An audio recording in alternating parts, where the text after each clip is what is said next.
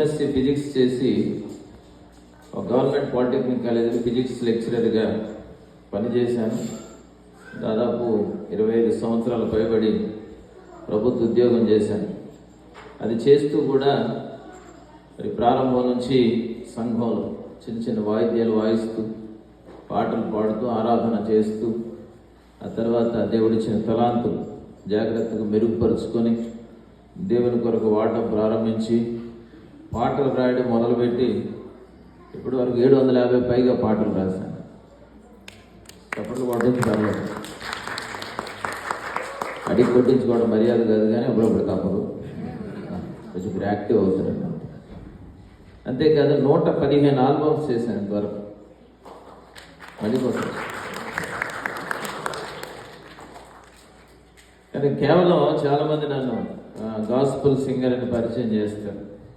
మంచిదే, అది కరెక్టే, కానీ దానికంటే నన్ను ఒక రచయితగా పరిచయం చేయడం నాకు ఇష్టం ఉంది. ఎందుకంటే పాటలు పాడడం ఎవరైనా చేయొచ్చు, కానీ పాటలు రాయడం చాలా కష్టమైన ప్రక్రియ. అది కూడా వాక్యాధారమైన పాటలు రాయడం చాలా కష్టం, ప్రజలకు ప్రయోజనం కలిగించే పాటలు. కనుక అలా పాటలు రాయడానికి దేవుడు కృప చూపించాడు. ప్రపంచం అంతా తెలుగు తెలిసిన ప్రతి వారు కూడా ఏదో ఒక పాటనైనా కనీసం నా పాట పాడుకోవడం, అది దేవుడిచ్చిన ఆధిక్యత.